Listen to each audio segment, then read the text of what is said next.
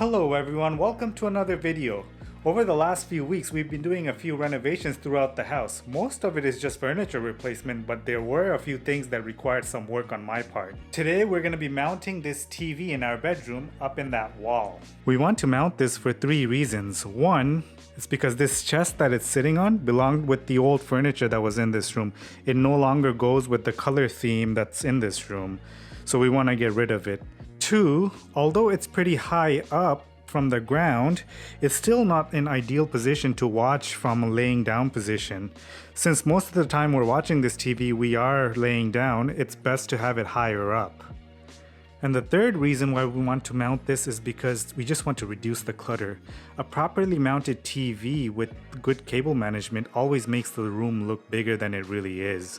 I recently mounted our living room TV and that made a big difference in how the room looks. It went from looking very cluttered into something that looks a lot more spacious and just a lot cleaner. I don't know about you, but then personally, if I'm around a lot of clutter, I feel a lot stressed. I feel like I have a lot of work to do even though I don't. And typically a living room and a bedroom is a place that I just want to come and relax. So these are the places that I want to feel the least amount of stress. So clutter, or the lack of clutter, is very important in this case. One of the things that I've already done is added these LED light strips behind the TV so that it gives a little glow to the wall that's right behind it.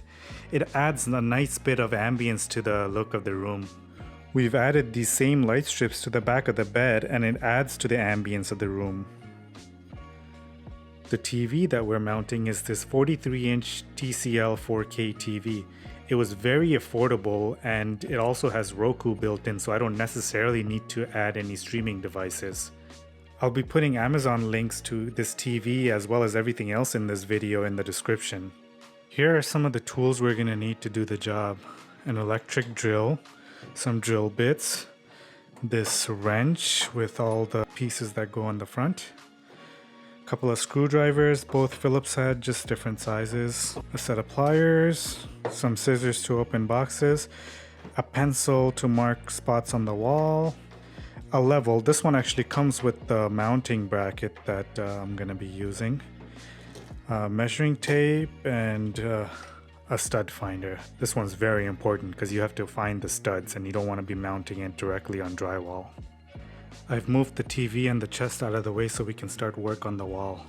We have to now identify where the studs are, and this stud finder is really nice because it not only tells you where the stud is, but actually shows you the center of the stud, which is ideally where you want to drill holes, right there.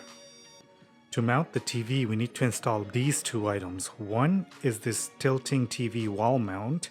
This is by a company called Mounting Dream.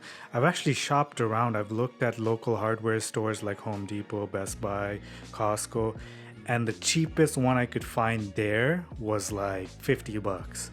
And it was very, very basic. This one is slightly more functioning and it was $25 off of Amazon. It's an unbelievable deal. And the second thing we have to install is this cable organizer. Now what this does is brings power to the top of the wall. So if you look closely, I have a power outlet at the bottom, but there's nothing on the top. And we don't want any cables going all the way down. So what we need to do is install this thing, which will allow us to run a cable behind the drywall all the way down to the bottom, and then we can just take extension cord and plug it into the outlet. Now you might be wondering, why can't we just run a regular extension cord behind the drywall? Well, the reason being is those extension cords are not rated to be behind drywall. This, however, uses wires that are rated to be behind the drywall, so you'd be code compliant. The first thing we need to do is actually assemble the mounting bracket. The mounting bracket comes semi-assembled. You just need 4 screws to actually put it together. It's very simple. It's just a matter of lining up the screws and just screwing it on.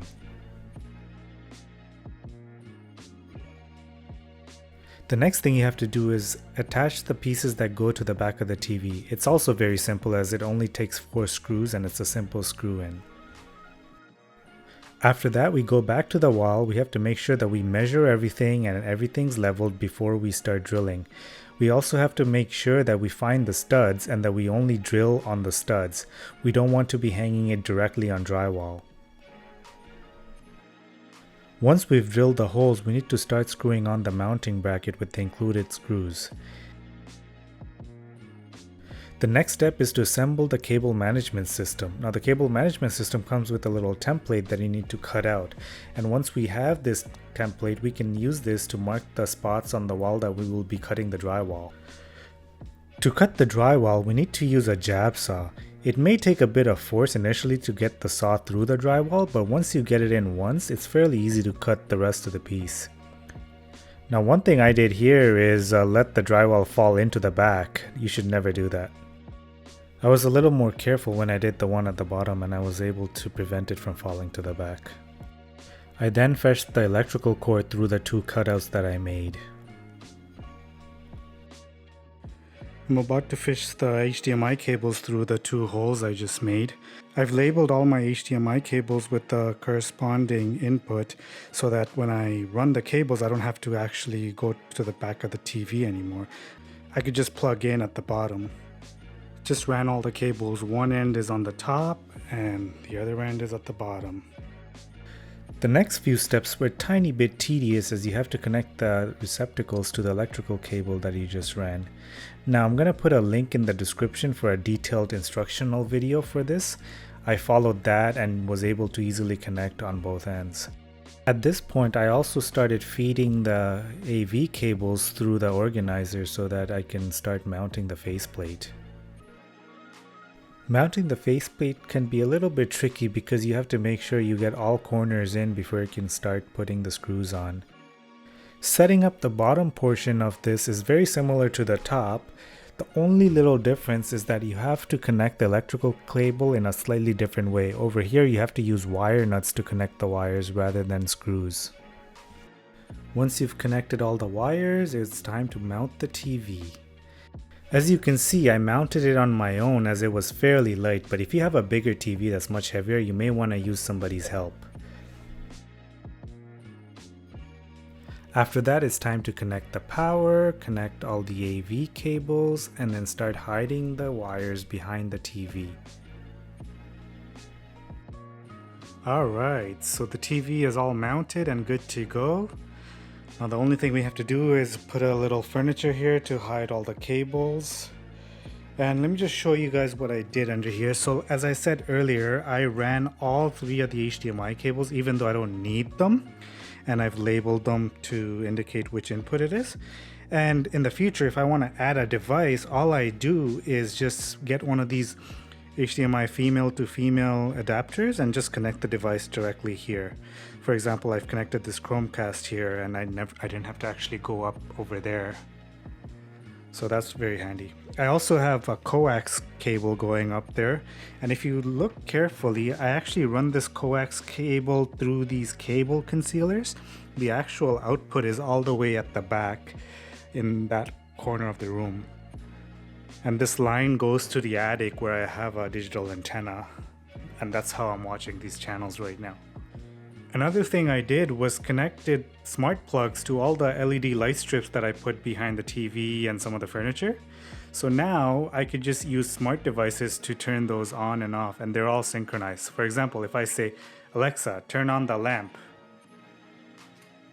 you see all the LEDs turn on, including the one right behind the bed. So that's a pretty neat feature. We no longer need a lamp on the side.